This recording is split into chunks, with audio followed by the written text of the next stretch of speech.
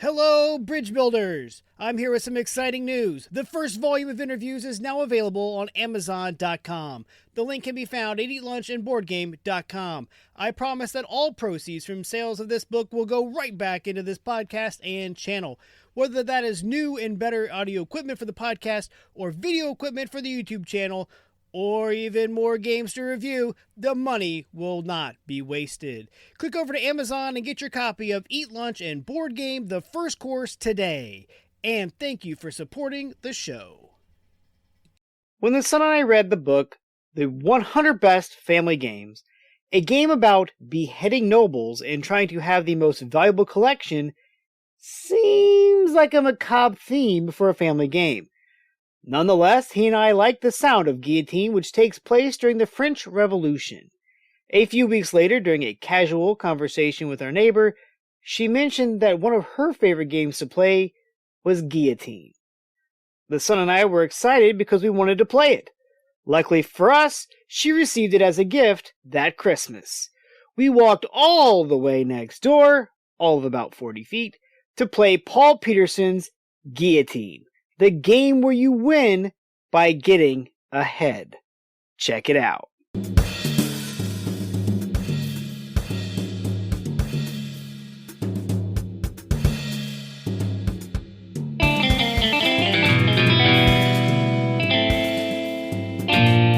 Alright, welcome back to Eat Lunch and Board Game. I'm your host, Adam Collins. And now we'll take a look at the rule clarity for Guillotine. In an unusual turn of events, this game was explained to me. I later looked over the rules, and the rules to Guillotine are quite straightforward and simple. The rule sheet is small enough to get stuffed into the card box, and yet it has plenty of examples to help explain every concept. Time to explain to newcomers. It took my neighbor less than 10 minutes to explain it to my son and me. The gameplay is simple, though it is the strategy of the action cards that make this game a lot of fun. Gameplay. To set up, first you must assemble the guillotine itself. In the latest version, it is a flat rectangle that you pop out into a rectangular prism, securing it upright with its own attached stand. Then place this on one end of the table, sort the cards according to their backs, and shuffle each deck. Deal from the action card deck 5 cards to each player. Finally, flip up the top 12 noble cards and place them side by side, leading up to the guillotine. Once the queue is complete, you are ready to begin. The game is set during the French Revolution of the late 1700s. You are an executioner trying to collect the most valuable heads for, and I quote from the rulebook, bragging rights back at the guillotine operator's locker room. Given this setting and scenario, King Louis XVI and Marie Antoinette are worth the most points, which is 5. Side note, the guillotine was invented by a physician during the French Revolution as a method to be more efficient and humane. Of course, there were older versions and predecessors used in prior centuries. The Wikipedia page for the guillotine is an interesting read, and I encourage you to give it a browse. Anyway, back to the game. Guillotine is played over 3 days. A day is over when all 12 or more of the nobles have been executed. Then, a new set of 12 is dealt out. After the 3 days, the operator with the highest score is declared the winner. A player's turn consists of 3 steps. The first one is optional, and that is playing an action card. The main 2 purposes of these action cards are to manipulate the order of the nobles or to mess with an opponent. Now, be sure to read the names at the top of the cards and enjoy the amazing artwork. Both really enhance the enjoyment of this tongue-in-cheek game. For instance, there is a Let Them Eat Cake card that states if Marie Antoinette is in the line, move her to the front of the line. My favorite card, though, is the Extra Cart, which features a person with a wheelbarrow and allows you to add 3 more nobles to that day's line. Next, the player takes the noble closest to the guillotine. The player has successfully collected this head. This is why you want to manipulate the line in the prior step. You're trying to get the most valuable head to the front of the line for you to collect, or set the line behind you so that the person next gets a less valuable head. Some of the heads, though, are worth more if paired with others, like the palace guards. The more of them you have, the more points you score. Some are worth negative points, like the poor innocent victim, who's worth -1.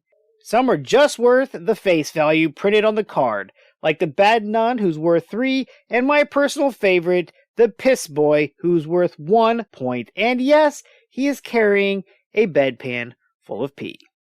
The last step is to draw a new action card, whether you played one or not, then play passes to the next player. This continues until the end of the 3rd day.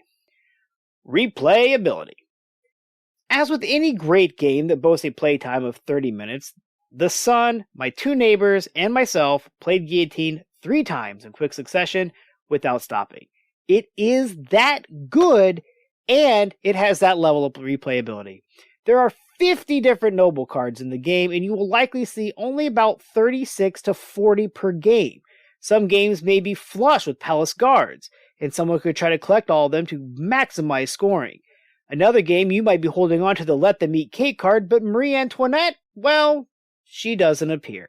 Also, the order in which you see the nobles can dramatically change your strategy. This is what makes you keep coming back for more. Component quality. Component quality. Guillotine consists of 110 cards in the titular Guillotine. The cards are of standard quality. The Guillotine is made of similar material. Nothing is too fancy, but yet nothing is lacking. Lunchtime potential. Well, I just mentioned it a little earlier, but the playtime of less than 30 minutes makes Guillotine an ideal game to play at lunch. The table presence of the Guillotine itself doesn't hurt either. I can only imagine what kind of attention this will garner from my coworkers when I take it into the office. They could have just made a card that had a picture of a guillotine on it to place at the head of the line. But no! The publisher, Wizards of the Coast here in the United States, went all out. Artwork. Quentin Hoover and Mike Rabe hit it out of the park when it comes to the artwork for Guillotine. Like I said earlier, be sure to read the cards and enjoy the artwork. The card Fainting Spell is another of my favorites. It depicts a lady passing out and falling backwards. The action allows you to move a noble up to 3 spaces backwards in the queue. Then there is Le Idiot, who looks a little goofy, and yet that card allows you to move a noble up to 2 places forward in the queue. I'm telling you, this is some of the best artwork meets theme I have seen in a game in a very long time. Other. There are no expansions for Guillotine. I cannot see how they could add to this game other than just adding more nobles to be doomed to lose their heads. However, as I was looking into this game, as I normally do when doing research for a podcast episode, I noticed that older versions of this game, closer to when it came out in 1998, and some foreign versions, the Guillotine that was included is a little bit better quality than the one currently sent in the box. So I decided to look on Thingiverse.com for a 3D printable Guillotine, and I was not disappointed. Of course, there were many to choose from. I selected the one that I thought was best, and had a friend print me one to gift to my neighbor. I've included the link to this specific Guillotine in the show notes, and also a picture is on the Facebook page.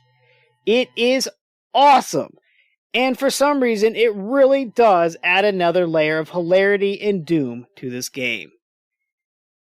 Bang for the buck. Well, Guillotine is not currently available at my local game shop. However, it is available on the web.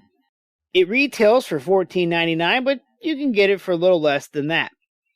At $15, it is well worth it. For less, it is simply a steal. But don't get caught stealing it, or you might find yourself in the line of the nobles. In summary, Guillotine plays 2 to 5 players out of the box with a suggested age of 12 and up. I am guessing that is due to the, beheading of people, the macabre theme. I, however, had already read the chapter about the game to the son, so I felt it would be mean to not let him play it along with me. And play it we did. On Board Game Geek, it garners a 6.5 rating with 20,000 reviews. For a game from 1998 that seems to be a bit more obscure than it should be, that is a decent rating. Of course, I threw my 7.5 in there to help it out. Guillotine was everything that I wanted it to be.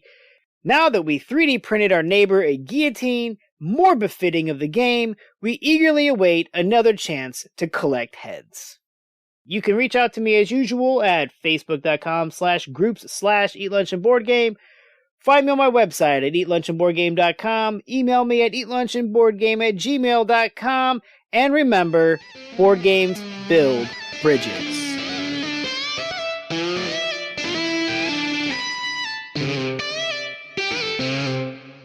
Stay in tune with all things sports around Indiana and the nation with the Crash Course Podcast. Each week, we tackle the big storylines from the world of the Colts, Pacers, and the Indiana college scene, while also keeping a pulse on the nation. We record live weekly at twitch.tv/3cmedia and can be found on YouTube, Apple Podcasts, Google Podcasts, Spotify, wherever podcasts can be heard, you can catch the Crash Course Podcast. When you're gaming, why not be comfy? Go over to supportplayer.org. Click on the cards, pieces, and dice to get some merch. These t-shirts are some of the most comfortable I have ever worn. That's supportplayer.org, and there's a link on eatlunchandboardgame.com.